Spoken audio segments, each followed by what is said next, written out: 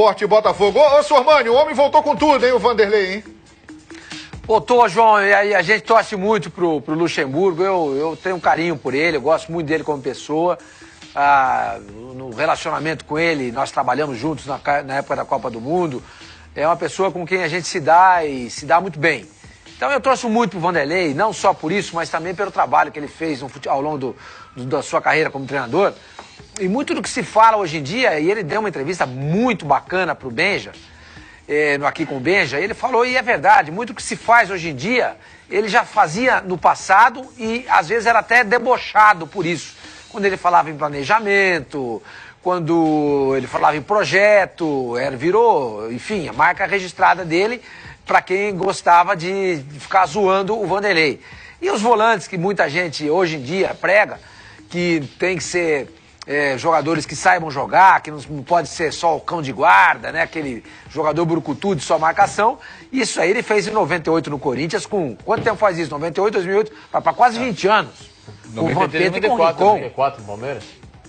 Mas o do Corinthians marcou mais, né? O César Sampaio era um volante mesmo, Sampaio, né? Tem qualidade. Tem Sampaio Mazinho, Sampaio 98, Conceição. 98 era Gilmar Fubá e Vampeta. Aí nas finais ele puxou o Rincon.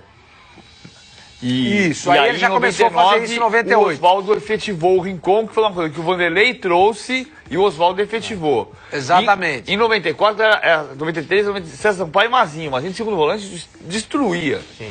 Mas o César Sampaio era um volante de ofício, né? Ele sempre foi um volante de ofício, mas com muita qualidade de jogo. Mas desculpa para não perder o seu ponto. Falar. Vamos lá. Em 98 ele fazia coisas que mais tarde as pessoas acabaram implantando. Ele foi o precursor lá e por isso ele foi o grande técnico do Brasil dos anos 90. Foi o melhor técnico disparado do Brasil dos anos 90. Acho que isso é indiscutível. É unânime. É unânime. Hoje, o que ele está antecipando que os outros vão fazer depois? Ou ele está ainda voltando nas novidades dele dos anos 90? Essa que é a questão. Exatamente.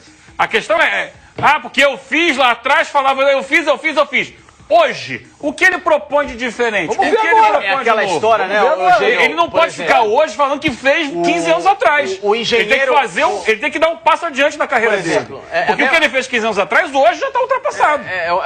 Mas ainda é aplicado. É aplicado ainda. Em outras circunstâncias. É um comparativo simples que eu faço, que eu não tiro nem o mérito para A ou para B, mas por exemplo... Deixou de ser novidade. É o mecânico da Brabham nos anos 70 que vai trabalhar numa Red Bull em 2017. Ele sabe, ele entende do assunto, mas hoje a mecânica é completamente diferente, né? Ele precisa ter uma atualização. Não é dizer que ele é desatualizado, que ele não sabe, que ele vive num retrocesso, não é nada disso. Mas é importante ele não desqualificar o trabalho de quem está estudando, de quem está se aprimorando, de quem tem uma nova visão, essa europeia que ele tanto fala que eu trouxe, eu levei para lá. Mas lá hoje se faz com muita qualidade aquilo que na excelência do futebol brasileiro a gente acha que e que ainda está defasado em relação à exigência atual. Ainda uma outra colocação sobre o que o Vanderlei foi poupado na entrevista. Aí vai para os colegas jornalistas que estavam lá.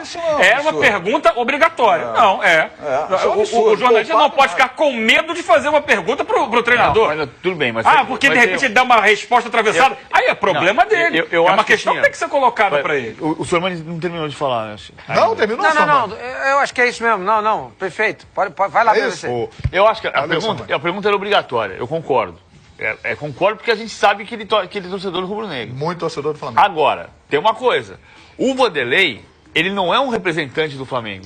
Sim, não é. Eu estou dizendo, em relação, não, acho que a pergunta, você faria, eu faria, o Facincani faria, o Paulinho faria, o João Guilherme faria. Por outro lado, por que você vai perguntar para o Vanderlei quem é o campeão de 87? Que se eu estou no lugar do Vanderlei, eu respondo o esporte. Lógico, para ouvir a palavra dele. O técnico não ele não é o representante do Flamengo. Se me responde assim, o Flamengo... Mas é uma situação que tem que ser colocada. Não, deveria. Só que assim, a gente pergunta pela curiosidade, por saber que ele é... Agora, PVC, impressionante. Independente de qualquer coisa, seria o fato jornalístico da entrevista. Independente da resposta dele. Mas, Eugênio, você mesmo falou isso aqui fora do ar.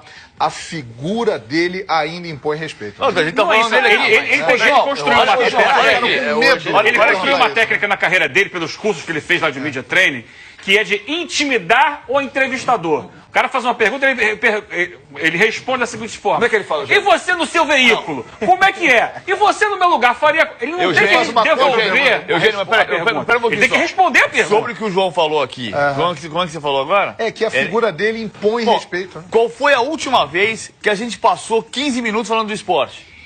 No Expediente Futebol. É raríssimo às vezes. Né? Então, nós estamos aqui falando 15 minutos sobre o esporte. Porque, como eu falei, nós estamos falando do melhor técnico do Brasil disparado durante 10 anos. Mais 10 anos que ficaram no passado. É o que o João falou. Sim, o que o João disse.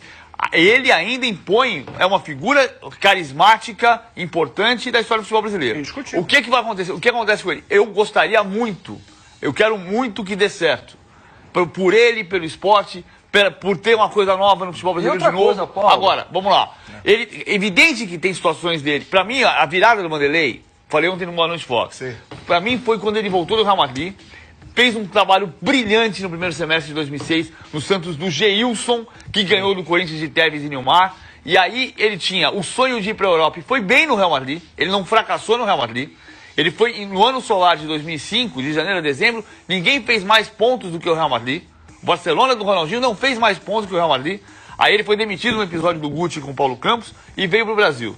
Qual o sonho seguinte? Ele tem um sonho de dirigir um grande clube da Europa. Chegou no Brasil. Trabalho brilhante. Com o Santos de Geilson, de Léo Lima, ele foi campeão de Mansur, de Ronaldo Guiaro, foi campeão paulista contra o Corinthians de Tevez e Nilmar.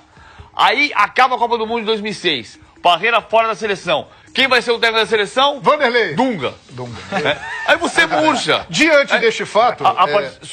Vou rapidinho. 2012 foi o marco dele. Terceiro lugar, Campeonato Brasileiro, com 71 pontos, que foi pontuação de campeão de 2011, 2010 e 2009.